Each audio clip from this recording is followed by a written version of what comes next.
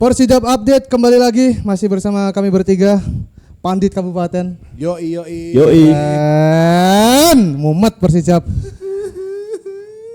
Kemarin kalah lagi. Ini adalah pertandingan ke-11 tanpa kemenangan. Gila. 11 main Rana menangi belas piye ngaran muju. Ampun deh memang. Padahal ya set playnya itu bagus banget bro. Kita nggak menyangka ternyata meskipun tidak bisa menyerang tapi minimal meredam.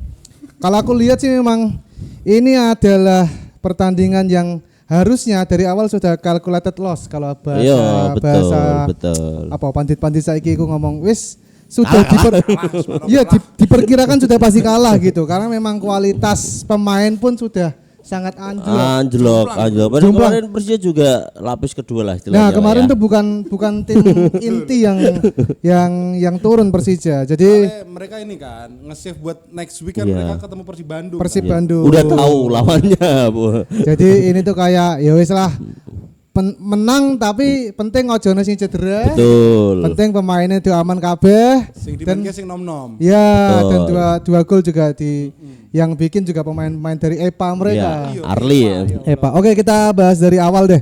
Dari pemilihan starting line up gak ada yang berubah kecuali memang Yakubu yang gak bisa main. Ya ternyata nggak bisa main ya. Digantikan oleh Firman dan Sudi yang ditarik digantikan oleh Rosalvo. Oh sama ini Azikri nggak main dari awal karena yang main adalah Indra Arya. Tapi yang ngarano Fis dari pemilihan line up-nya Fis. Rosalvo sumpah bener-bener blunder. Rosalvo. Ya Allah. Dia diganti menit 60-an apa menit 70 ya? Sekitar under 60, under 60. Aku intine di babak pertama we kayak ya Allah ndek iku create chance ku enggak. Terus konyane gue bal, dia ngondi arti coy. Anjir kayak mending aku sing fan football coy. Tapi enggak bisa gitu juga dong. Ora juga. Ora ngerti anjing. Ora ngerti. Aku sangar, Bro. Dia terisolasi, Bro. Di sisi lain dia terisolasi, Bro. Ono satu peluang coy. Tendangan balik sing gowo iku Fransa. Bukan. Oh. Sing akhirnya terus dia kena Diki. Oh, Diki ya. Diki ku ngeflank. Rosalvo melu ngeflank. Nek kowe striker, ono kancamu ngeflank kowe masuk nengah, coy. Ora de ngeflank kowe melu ngeflank. Masya Allah tengah mbok kon ngisi sapa? Ya Cuman Allah. memang babak pertama itu kita memang benar-benar solid mainnya. Solid. Dari awal tuh kelihatan kayak solid. Divaldo Alves memang mempersiapkan tim ini untuk bermain low block. Betul.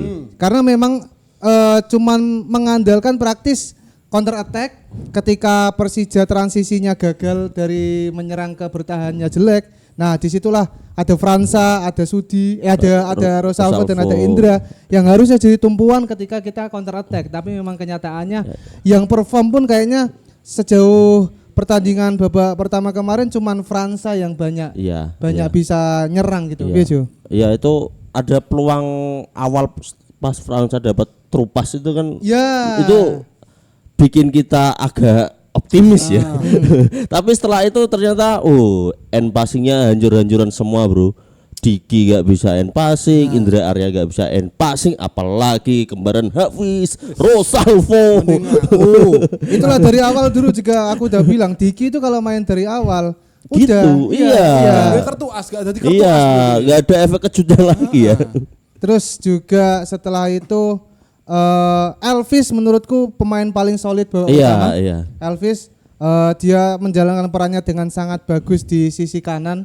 Dia ngantongin si pemain sing nganggo bandu itu Arliansa. Itu benar-benar nggak bisa berkutik ketika Elvis masih ada di situ. Nah, betul.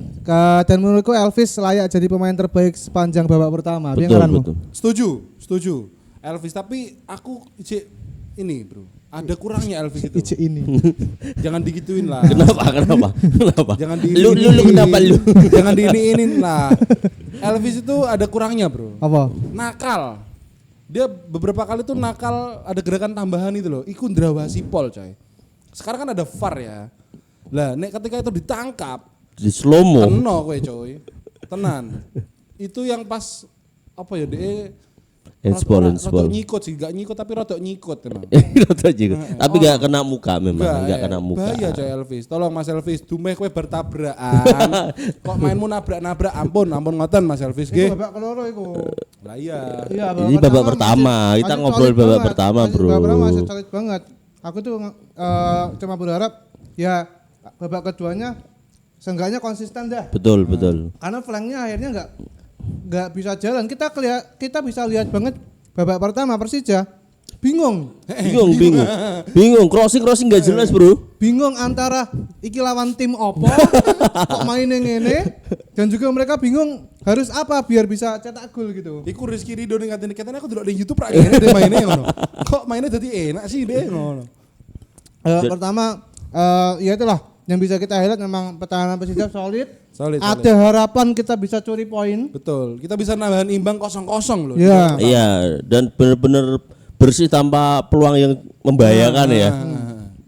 45 menit praktis tanpa peluang-peluang yang gimana banget. Betul. Sandri juga babak pertama bagus. Wah, keren, Bro. Bisa motong bola-bola crossing itu keren ada juga. Ada blunder yang dia pas mencolot gak kena. Dia jantar kena. Iya, kepleset. Iya. Itu cukup mengagetkan. Iya, karena kamu Mas Hendri. Karena memang masalahnya itu fokus. Nah, aku takutnya babak kedua akhirnya kejadian. Kita berhasil bertahan selama 15 menit. Menit ke 61 akhirnya ada, tapi menurutku itu golnya memang bukan hoki, memang pure diawali dari kecerdikan Hanif Syabandi. Yang dia bisa yang dia bisa turn, yang muter terus melewati dua pemain. Alexis enggak bisa motong, cutback.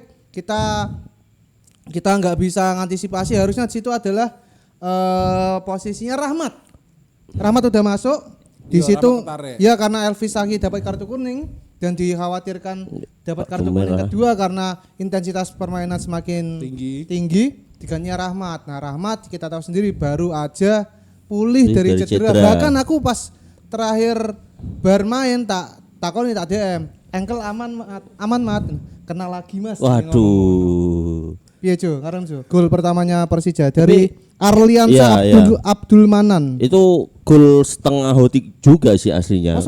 Iya, itu bolane ku itu biasane wong Jawa iki meluntir lho bale lho. Enggak sempurna lho itu lho finishingnya. Tapi secara skema bagus. Tapi ada kesalahan Alexis, Bro. Itu harusnya dia bisa ambil bola bukan ambil. Dia kan mencoba untuk body dengan menghalangi body ya, tapi kan tahu sendiri ya Syabandi itu kan bodinya lebih kenceng.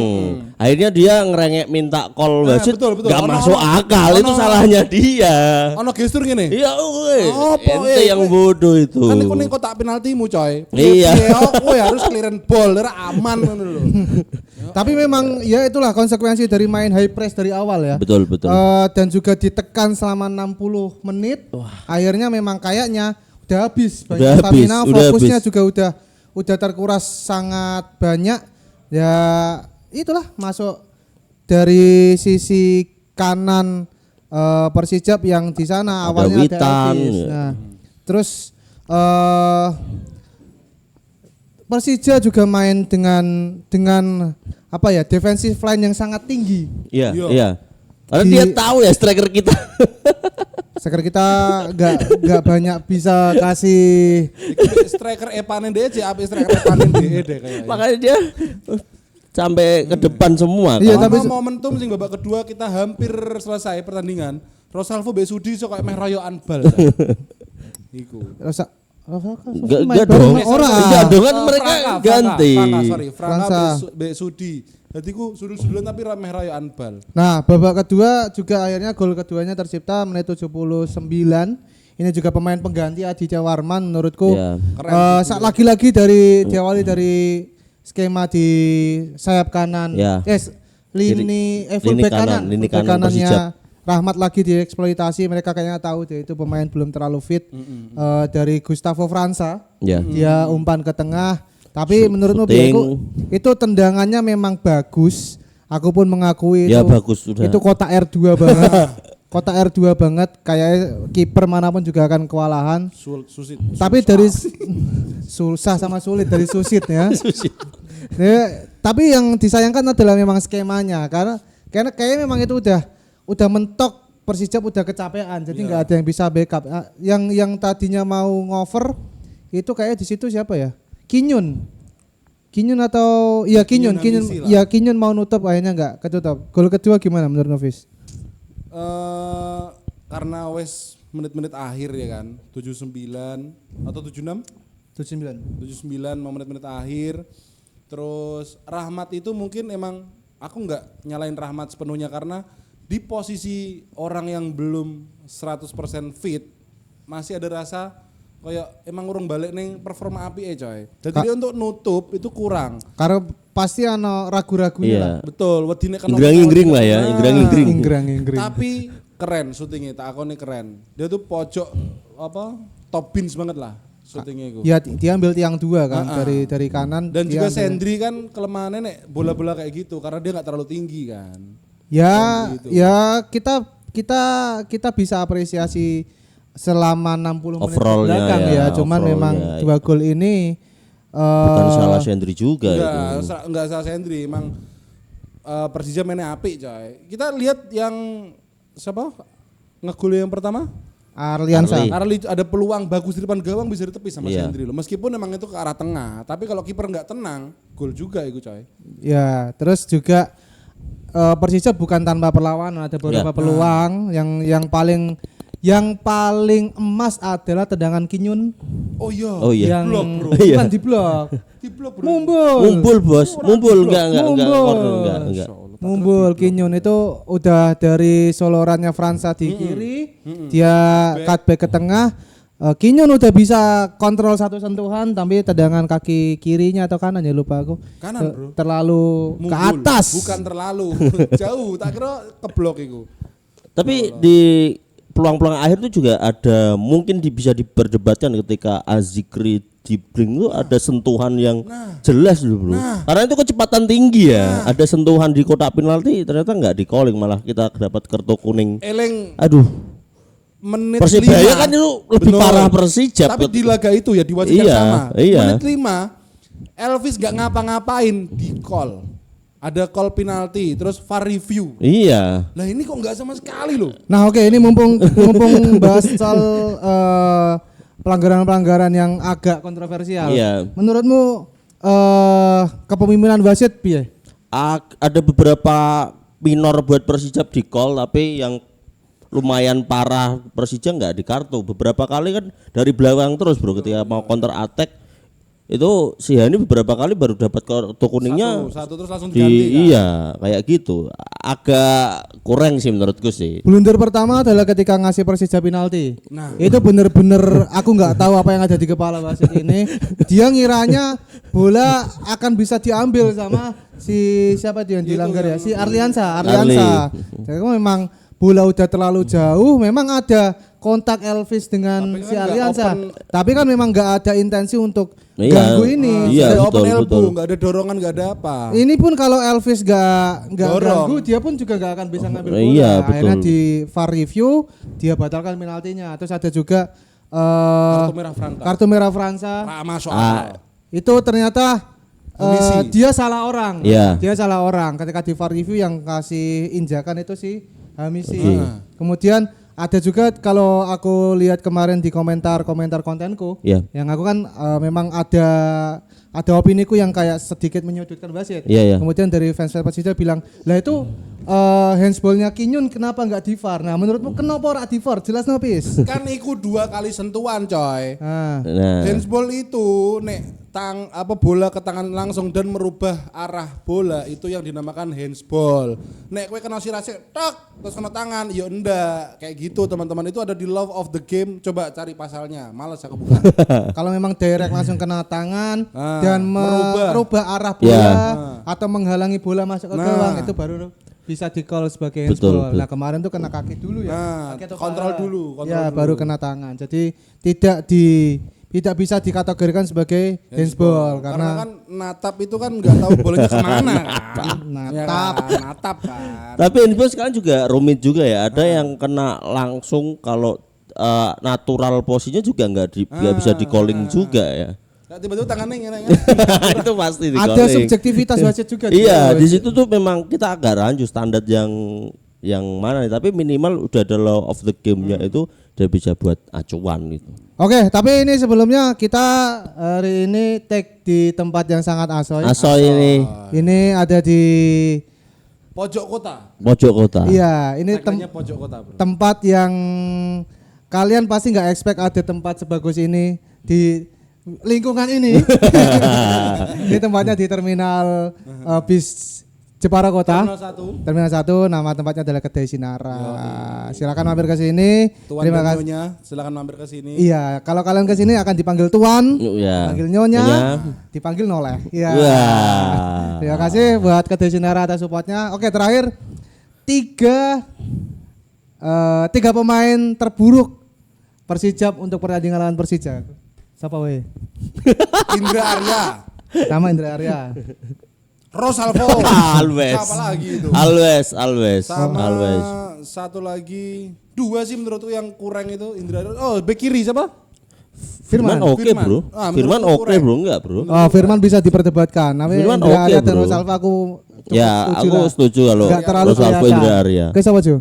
Ya memang Rosalvo sih paling gosok. Maksudnya dia nggak ada gunanya, orang segede itu ya harusnya bisa jadi tembok gitu.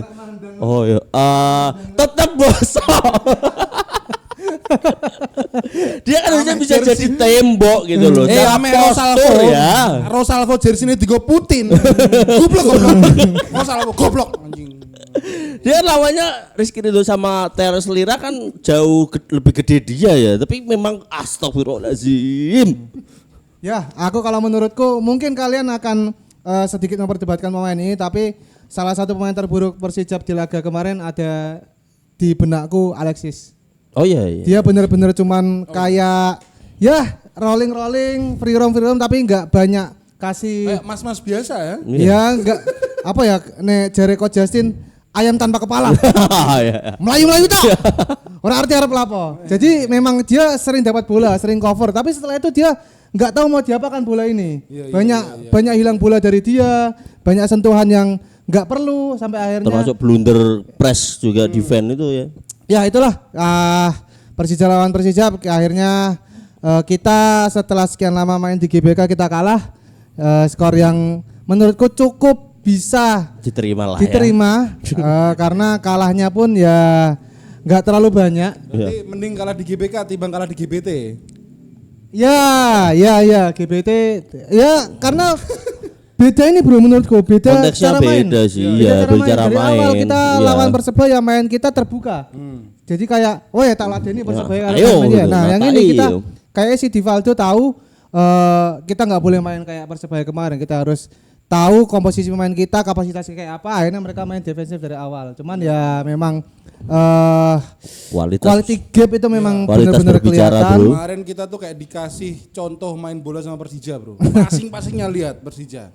Ya kita masih berada di posisi 16. Setelah ini kita akan lawan Dewa United tanggal 12 kita main lagi di Gelora Bumi Kartini. Sudah bisa ditonton, silakan teman-teman merahkan lagi GBK. Merah hitamkan lagi karena kabarnya Alindom dan Borja Herrera sudah bisa main ya? Main Kalau sudah putaran kedua. Kalau sudah didaftarkan ya. Ya. Yang didaftar. Masa iya manajemen. Aku lagi daftar. Cepurane. Emangnya instansi ya? Lo siapa ngerti fotokopi KTP ini Jack Carey nih Argentina. Dengan Spanyol. Oleh SKCK barang. Ya terima kasih sudah nonton. Silakan kalau masih ada opini yang ganjel tulis saja kolom komentar. Nanti kita bacakan atau kita bahas di video selanjutnya. Terima kasih, sampai jumpa. Asai. Iki Jawara. Arep lali.